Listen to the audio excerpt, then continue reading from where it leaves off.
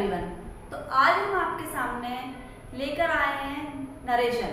Narration क्या होती है? एक्चुअली नरेशन को हम 6th-7th स्टैंडर्ड से ही पढ़ना शुरू कर देते हैं, लेकिन ग्रेजुएशन करने के बाद भी हम समझ नहीं पाते एक्चुअली में नरेशन होती क्या है, नहीं पता। लेकिन इसे हम डेली लाइफ में बहुत यूज करते हैं, पर नाम नहीं पता उसे कहते क्या है। अब कैसे यूज करते हैं हम डेली लाइफ में उसे, और हमें ये नहीं पता कि हम उसे कहते क्या है नरेशन, कि उसका नाम नरेशन भी है। एक्चुअली नरेशन क्या होते हैं? नरेशन होते हैं हमारे कथन, जो हम बात को कहते हैं। तो जब दो व्यक्ति जैसे मीना और सीता आपस में बातें कर रही हैं और उसी बात को तीसरा व्यक्ति सुन रहा है, अब वो उसी बात को उन्हीं के शब्दों में कहता है तो वो डायरेक्ट हो जाती है, और उसी बात को अगर श्याम सुन रहा है और अपने शब्दों में कहता है तो इनडायरेक्ट हो जाती है। यही तो होता है। मतलब अगर हम एक्चुअली में स्टूडेंट हैं, मान लो अब हमारे दो मित्र हैं राम और श्याम, बहुत आपस में बहुत अच्छी बात कर रहे हैं, हम उसे सुन रहे हैं। हम जाके अपने तीसरे दोस्त मोहन को बताते हैं कि राम और श्याम ने ये कहा कि मैं बहुत अच्छा हूँ, या हम दोनों खेलने जाएंगे। राम और श्याम ने कहा हम दोनों खेलने जाएंगे, तो ये क्या हो गई? डायरेक्ट। लेकिन अगर हम उसी बात को अपने शब्दों में कहें कि राम और श्याम ने कहा कि वे दोनों खेलने जाएंगे, तो वो क्या हो गई? इनडायरेक्ट। बोलते तो हम इसे वर्तमान काल में हैं, लेकिन लिखते इसे भविष्य पास्ट में है, भूतकाल में लिखने में। तो यही तो हमारी सिंपल सी नरेशन है कि हम दूसरे के द्वारा दो लोगों के बीच की बातचीत को, कथन को, उनके तीसरे व्यक्ति को जो हम सुन रहे हैं वो कैसे बताएंगे। चुगली लगाना भी बोल सकते हैं इसे। स्टूडेंट लाइफ में तो बहुत ज्यादा होती है कि तेरा से दो मित्रों ने बातें कर ली, फटाफट सर ये बात कर रहे थे, ये खेलने जाने के लिए कह रहे थे, करते हो नहीं करते हो? तो यही क्या है? यही तो हमारी नरेशन है। अगर मोहन सोहन हमारे दो मित्र आपस में बात कर रहे हैं और मोनू ने सुन ली, तो मोनू ने फौरन सर से कह दी, सर मोहन ये कह रहे हैं कि वो कल स्कूल नहीं आएंगे, या उन्होंने होमवर्क नहीं किया अपना। तो ये सब क्या है? हमारे नरेशन है, कथन ही है। तो अगर हमने वैसे का वैसे ही बोल दिया से हमारे दो मित्र बातें कर रहे हैं तो वो डायरेक्ट हो गया, और अगर उसे अपने शब्दों में अभिव्यक्त कर दिया तो वो इनडायरेक्ट हो गया। अब इंग्लिश में कैसे इन्हें करते हैं? डायरेक्ट और इनडायरेक्ट। तो यही है हमारे नरेशन, कथन, यानी दो पर्सन आपस में क्या क्या बातें कर रहे हैं और किस तरह से बात कर रहे हैं। तो इसी को हम बोलते हैं नरेशन, और ये दो टाइप की होती है, डायरेक्ट और इनडायरेक्ट स्पीच। जैसा कि मैंने आपको बताया कि दो व्यक्तियों की बात उन्हीं के शब्दों में कहना डायरेक्ट स्पीच है, और दो व्यक्तियों की बात अपने शब्दों में कहना इनडायरेक्ट स्पीच है। लेकिन दोनों का नरेशन का मतलब तो यही है ना, चुगली लगाना, दूसरे की बात हम क्यों कह रहे हैं, लेकिन कहते हैं, बहुत आनंद आता है इस बात में हमें। तो हमारा डायरेक्ट स्पीच अब कहते कैसे है, इसे इंग्लिश में किस तरह लिखते हैं? इंग्लिश में हम अपने नरेशन के डायरेक्ट पार्ट को, डायरेक्ट स्पीच को क्या, सीता सेड, सीता ने कहा, और उसी के शब्दों में हमें कहना है, तो हम उस बात को इन्वर्टेड कॉमा के अंदर रख देते हैं। जब हम इस डायरेक्ट स्पीच को लिखते हैं, भाई बोलने में तो हमें किसी कॉमे का यूज नहीं करना पड़ता, बोलने में तो हम डायरेक्ट कह देते हैं कि श्वेता ने कहा मैं बहुत बिजी हूं, लेकिन लिखने के लिए हमें कॉमे की जरूरत पड़ती है। तो डायरेक्ट स्पीच में एक कॉमा, एक सेंटेंस या एक क्लोज भी कह सकते हैं इसे, कॉमे से बाहर रहता है, और जो कहता है वो कॉमे से बाहर, और जो बात कही गई है उसके द्वारा वो कॉमे के अंदर। कॉमे के अंदर है बात, तो यानी क्या है? डायरेक्ट स्पीच में है। इतना आपको क्लियर हो गया होगा। फिर नरेशन क्या है? कथन है। दो प्रकार की होती है, डायरेक्ट स्पीच, इनडायरेक्ट स्पीच। किसी दो व्यक्तियों के बीच की कही हुई बात को उन्हीं के शब्दों में कह देना डायरेक्ट स्पीच है, और उसी में नमक मिर्च लगाकर अपने शब्दों में कहना इनडायरेक्ट स्पीच है। लेकिन होता क्या है? मतलब तो चुगली से ही है ना, चुगली करना कही है तो यही हमारी नरेशन होती है। हम अपने दो मित्रों की बात को किस तरह से बताते हैं, यही डिपेंड करती है हमारी नरेशन पे कि हम उस बात को उन्हीं के शब्दों में कह रहे हैं या अपने शब्दों में कह रहे हैं। अगर मित्रों की बात जैसे कि तैसे हमने बता दी तीसरे व्यक्ति को, अपने खास मित्र को, तो वो डायरेक्ट हो गई, और अपने शब्दों में बता दी तो इनडायरेक्ट हो गई। अब हमारे डायरेक्ट से इनडायरेक्ट में टॉपिक पे आते हैं कि चेंज कैसे करते हैं इसे। हिंदी में तो हम बहुत आसानी से बोल जाते हैं, लेकिन दिक्कत आती है एग्जाम सॉल्व करते समय, बनाते समय कैसे इसे चेंज करते हैं। तो बहुत आसानी से चेंज करते, पहले हमें जानना होता है कि इन्हें बोलते क्या है। डायरेक्ट स्पीच के दो पार्ट होते हैं, कहने वाला और उसने क्या बात कही। उसका स्टेटमेंट भी होता है, स्टेटमेंट इन्वर्टेड कॉमा के अंदर होता है और जो कहने वाला पर्सन होता है वो बाहर होता है। तो इस तरह से तो हमारी लिखी जाती है डायरेक्ट स्पीच। नरेशन का ही दूसरा पार्ट है इनडायरेक्ट स्पीच। इनडायरेक्ट स्पीच में हम कॉमे का यूज नहीं करते, कॉमा हटाकर दैट का यूज करते हैं, कॉमा हटाकर दैट का यूज करते हैं। तो श्वेता सैड ऐसे आ गया, दैट का यूज कर दिया। अपने शब्दों में कहा तो शी वाज बिजी। अब यहाँ पर जो कह रही है वो मैं बिजी हूँ, और यहाँ पर जो हम बता रहे हैं शी वाज बिजी के वो व्यस्त थी। तो ये क्या हो गई हमारी इनडायरेक्ट स्पीच। कॉमा हटा के हमने बात करी तो इनडायरेक्ट स्पीच। अब इसमें चेंज क्या क्या होता है डायरेक्ट से इनडायरेक्ट बनाने के लिए। इतना तो हम जान गए कि कॉमा हटाकर हम दैट का यूज करते हैं।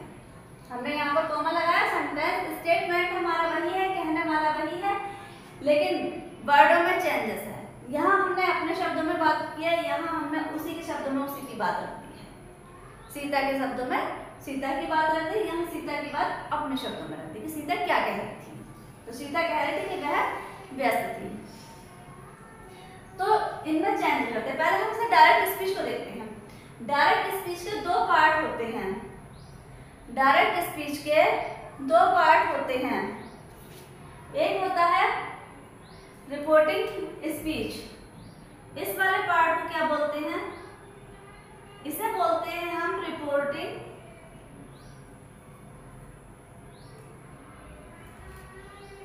स्पीच। और जो कॉमे के अंदर होती है इसे बोलते हैं हम रिपोर्टेड स्पीच। कॉमे के अंदर वाले पार्ट को रिपोर्टेड स्पीच और कॉमे के बाहर वाले को रिपोर्टिंग स्पीच। एग्जाम में हमारे ये वाला इस तरह का कुछ सेंटेंस दे देगा तो हमसे कहेगा कि इसे इनडायरेक्ट में चेंज करो, या इस तरह का सेंटेंस हमारे सामने रख देगा और हमसे कहेगा इसे डायरेक्ट में चेंज करो। तो हमें इन दोनों को ही आपस में चेंज करना होता है डायरेक्ट से इनडायरेक्ट बनाते समय, और यही हमारी होती है नरेशन। तो अब हमारे दिमाग में मन में कंफ्यूजन आता है कि भैया इसे चेंज कैसे करेंगे, क्या क्या चेंज होता है डायरेक्ट से इनडायरेक्ट बनाते समय। तो कुछ नहीं, आपकी क्या चेंज होती है, आपकी होती है वर्ब, और वर्ब से क्या चेंज होता है, वर्ब से चेंज होता है हमारा टेंस। वर्ब से चेंज क्या होता है हमारा टेंस चेंज होता है। वर्ब चेंज होगी तो हमारा टेंस चेंज हो जाएगा। दूसरा चेंज होता है हमारा प्रोनाउन। नाउन चेंज नहीं होता, क्या चेंज होता है, प्रोनाउन चेंज होता है। और तीसरा हमारा चेंज होता है क्या, एडवर्ब। ये डायरेक्ट स्पीच को इनडायरेक्ट स्पीच में कन्वर्ट करते समय हमारा वर्ब चेंज होता है, प्रोनाउन चेंज होता है, एडवर्ब चेंज होता है।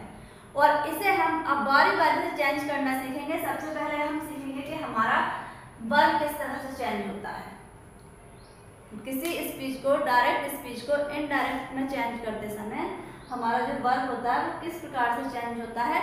किन किन शब्दों में ये चेंज नहीं होता, किन शब्दों में चेंज नहीं होता। जैसे श्वेता ने कहा या मीरा ने कहा कि 2 और 2 4 होते हैं। 2 और 2 4 ही तो होते हैं। अब क्या हम उसे कह देंगे कि सीता ने कहा या मीरा ने कहा कि 2 और 2 4 होते थे, अब नहीं होते?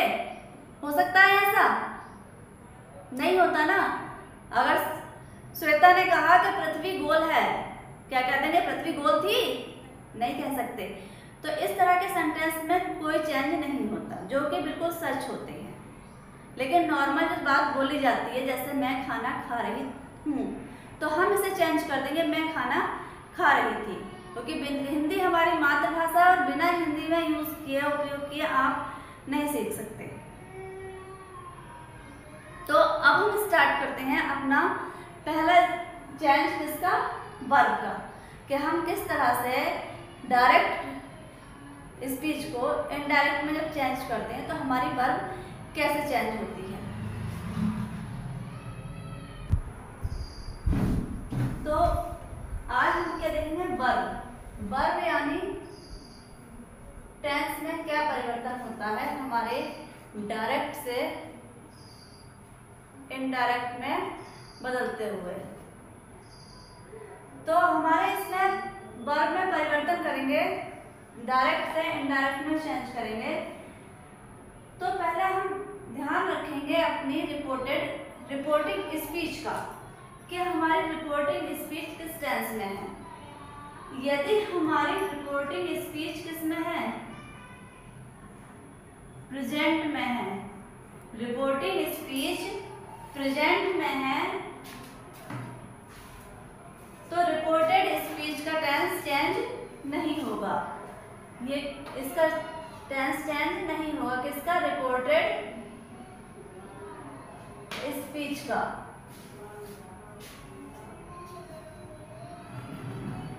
कहने का मतलब ये है कि अगर कहने वाला वर्तमान में कह रहा है तो हमें भी क्या कहना है, तो उसने जो बात कही है वो भी वर्तमान में कही है।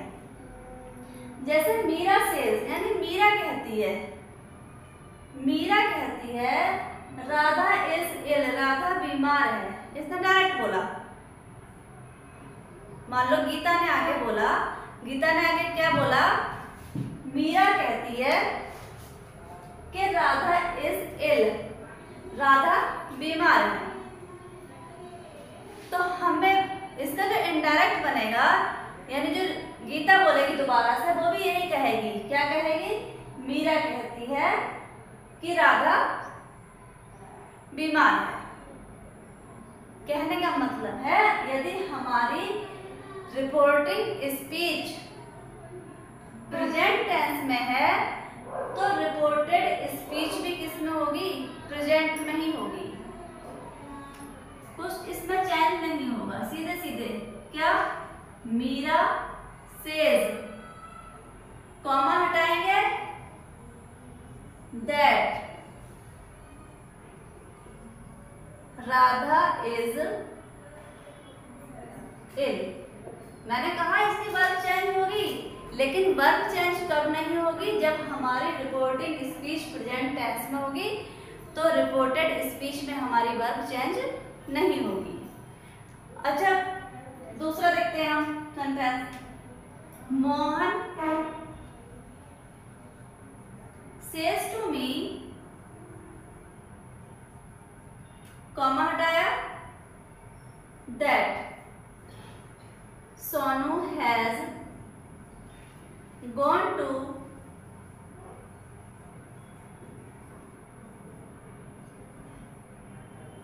आगरा। अब बहुत ध्यान से देखो, Mohan tells me that Sonu has gone to Agra, tense इसमें चेंज नहीं हुआ। क्या बदलाव हुआ इसमें, कॉमा हटा के तो हम दैट का यूज करते हैं किसी भी डायरेक्ट सेंटेंस को। हम जब इनडायरेक्ट में बोलते हैं, इनडायरेक्टली बताते हैं, तो कॉमा हटकर क्या आता है, दैट आ जाता है। लेकिन अब यहाँ भी दैट आ गया, लेकिन इसमें क्या हो गया, टेल्स आ गया। मन में नहीं आ रहा कि मैम यहाँ तो आपने सेज का सेज कर दिया, यहाँ कर दिया टेल्स, कैसे हुआ ये।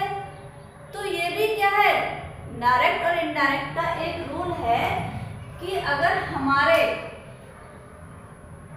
दो पर्सन में से केवल एक ही पर्सन है, यानी बात केवल अकेले व्यक्ति ने कही है, दूसरे को साथ नहीं लिया है, अपने आप ही बदलाया है, तो वहां पर हम इसे चेंज नहीं करते, उसको सेज ही रहने देते हैं। लेकिन जब बात दो के बीच में होती है, जैसे Mohan says to me, Mohan ने किससे कहा, मुझसे कहा, यानी दो पर्सन हो गया इसमें, एक तो मोहन हो गया कहने वाला और किससे कहा, मी से कहा, मुझसे कहा। तो जब किसी सेंटेंस में दो पर्सन हो जाते हैं, सब्जेक्ट और ऑब्जेक्ट, यानी एक कहने वाला होता है, एक सुनने वाला होता है, तो हम ये बीच का वर्ब भी चेंज कर देते हैं टेल्स में। नहीं आया समझ में? यानी अगर एक कोई अकेला व्यक्ति बात कर रहा है, केवल मीरा अकेले बात कर रही है, तब तो हमने केवल सेज का सेज ही कर दिया। लेकिन मोहन के साथ दूसरा और जुड़ गया, मी, मैं, तो वहां पर हमने सेज को चेंज कर दिया किसमें? टेल्स में। यही हमारे एक इनडायरेक्ट का एक ये रूल भी होता है कि हमें रिपोर्टिंग स्पीच में जो अगर दो व्यक्तियों के बीच में बात हो रही है तो वहां पर वर्ब भी चेंज होती है। और वर्ब चेंज क्या होती है? यदि केवल आप इतने याद रख लें कि जिस स्पीच में, रिपोर्टिंग स्पीच में दो पर्सन हैं तो वहां की वर्ब चेंज होगी, एक पर्सन है तो नहीं चेंज होगी। तो हमारा अगर ये नहीं याद रखें तो नॉर्मल से, ये तो आपकी बुक में लिखा ही हुआ है कि भैया से का क्या रहता है? से ही रहता है। सेज का क्या रहता है? सेज का सेज रहता है। और अगर से टू आ जाए, से टू आएगा तो सीधी सी बात है पर्सन जरूर आएगा, तो से टू का क्या हो जाएगा? टेल आ जाएगा। और सेज टू आ जाएगा तो क्या हो जाएगा? टेल्स हो जाएगा। बाकी पास्ट में अगर सेड है तो सेड का क्या रहेगा? सेड रहेगा। और सेड टू आ जाएगा तो सेड टू का क्या हो जाएगा? टोल्ड हो जाएगा। अगर ये याद ना रहे तो ये याद रख लो, अगर दो मित्रों के बीच में बातें हो रही है, दो लोगों के बीच में बात हो रही है, तो सेज तो बात बदल जाएगी, सेज टू हो जाएगी टेल्स, से टू हो जाएगी टेल, सेड टू हो जाएगी टोल्ड। और केवल अकेले की बात हो रही है तो हमारी वर्ब, रिपोर्टिंग वर्ब जो स्पीच है उसकी वर्ब वैसी की वैसी रहेगी, केवल कॉमा लगकर दैट लग जाएगा। ये तो बात रही हमारी रिपोर्टेड स्पीच जब प्रेजेंट टेंस में हो, यानी वर्तमान समय में हो। लेकिन अगर बीते हुए समय की बात करें, भूतकाल की, यानी पास्ट में आ जाए, तब हम क्या करें? तो अब हमें क्या करना पड़ेगा? रीमा सेड, क्योंकि भैया अकेली है तो ऐसे का ऐसे रहेगा ये। अगर इसके साथ इसका दोस्त होता ना तब ये चेंज हो जाती, सेड टू टोल्ड में। अकेली है तो ऐसे रहेगा। तो कॉमा हट के क्या लगाएंगे हम? दैट। ये तो हमें समय करना ही है, कॉमा हटाना, दैट लगाना है सिंपल सेंटेंस में। पर्सन है, पर्सन में चेंज होगा बाद में, क्योंकि ये नाउन वाले हैं। मैंने केवल आपको आज की वीडियो में वर्ब चेंज करनी बतानी है, तो पर्सन तो वैसे का वैसे ही रहेगा। नाउन में तो कोई चेंज है ही नहीं, गीता आ जाएगी। अब भैया ये बात तो पास्ट में कही गई है, सेड सेकंड फॉर्म का यूज हुआ है, पास्ट की बात कर रहा है। तो जब पास्ट की बात कर रहा है तो ये वर्ब भी हमारी किस में जाएगी? पास्ट में चली जाएगी। और इंडेफिनिट की है तो पास्ट इंडेफिनिट में आ जाएगी, सेकंड फॉर्म का यूज हो जाएगा। राइट की जगह क्या आ जाएगा? गीता रोट, क्या लिखा? A letter. कुछ नहीं, बस सिंपल सा चेंज करना है, कॉमा हटा के दैट करना है। और ये याद रखना है कि बात अगर दो के बीच की हो रही है तो सेड का टोल्ड हो जाएगा, एक की बात हो रही है तो सेड का सेड ही रहेगा। अब यहाँ दो सहेलियां बातें कर रही हैं, देखो मोनू सेड रानू, दो मित्र बातें कर रहे हैं, सहेलियां बोल रही हैं, दो भैया बातें कर रहे हैं। मित्र भी हो सकते हैं, शत्रु भी हो सकते हैं, कोई नहीं, कुछ भी है ये। तो मोनू सेड टू रानू, मोनू ने रानू से कहा, यानी दो लोगों के बीच में। तो हम इसे चेंज करेंगे कि नहीं करेंगे? अब तो आप ही बता दोगे कि दो व्यक्ति बात करेंगे तो ये चेंज होनी है। तो क्या आ गया यहाँ पर? मोनू तो ऐसे कैसे आ गए, सेड टू को हमने क्या बना दिया? टोल्ड बना दिया। दूसरा भैया भी ऐसे ही आ गया, रानू, कॉमा हटाया, क्या लगाया कॉमा हटा के? दैट लगाया। बीनू भी भैया ऐसे ही रख दिया करके। अब जल्दी बताओ, हैज का क्या हो जाएगा पास्ट में? हैज का पास्ट में क्या होगा? हैज का हो जाएगा हैड। तुम तो बहुत अच्छे एकदम से जवाब दे देते हो। तो बीनू हैड, और हैड के साथ में क्या आती है? हमेशा थर्ड फॉर्म आती है, सन, ए सॉन्ग। चेंज करेंगे। तो इसकी भी मैं एक आपको शॉर्ट में वीडियो बना के डाल दूंगी, उसे 1-2 बार पढ़ लेना, सुन लेना, तो आपको टेंस भी पता चल जाएगा।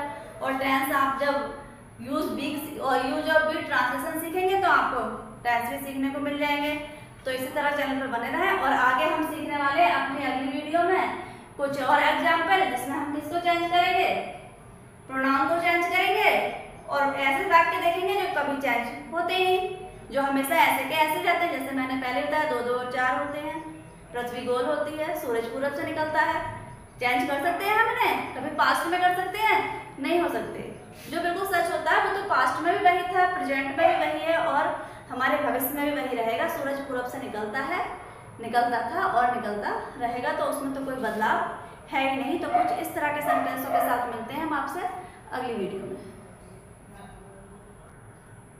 तो अगर वीडियो अच्छी लगी हुई तो चैनल को सब्सक्राइब करें और वीडियो को ज़्यादा से ज़्यादा अपने दोस्तों को शेयर करें, ताकि वो भी बहुत आनंद से, डायरेक्ट से इनडायरेक्ट बहुत अच्छे से सीख सकें।